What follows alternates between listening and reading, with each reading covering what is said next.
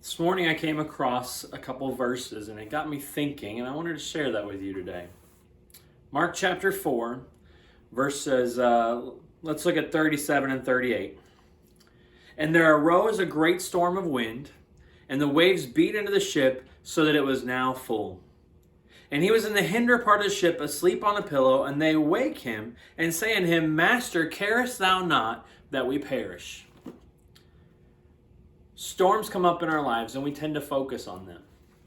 They tend to distract us, surround us, and really just capture our whole train of thoughts.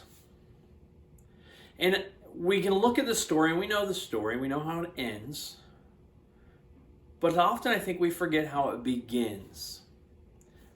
Go back with me, Mark chapter 4, look at verse 35. Look what it says. In the same day, when even was come, he saith unto them, Let us pass over unto the other side.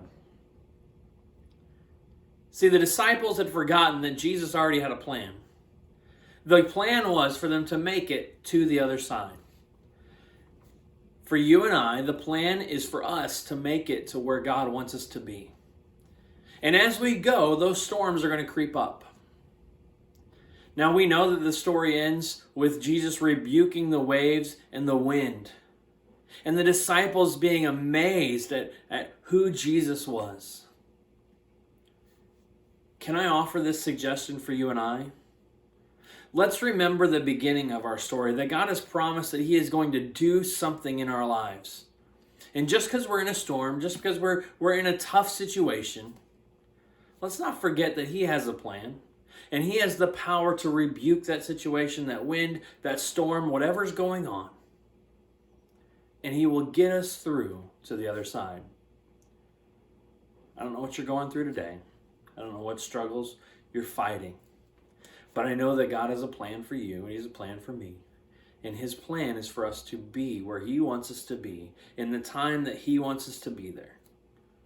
Can you rest in the fact that even though it may seem like He's asleep, Jesus is with us, and He has a plan? That's what I hope is encouraging to you today.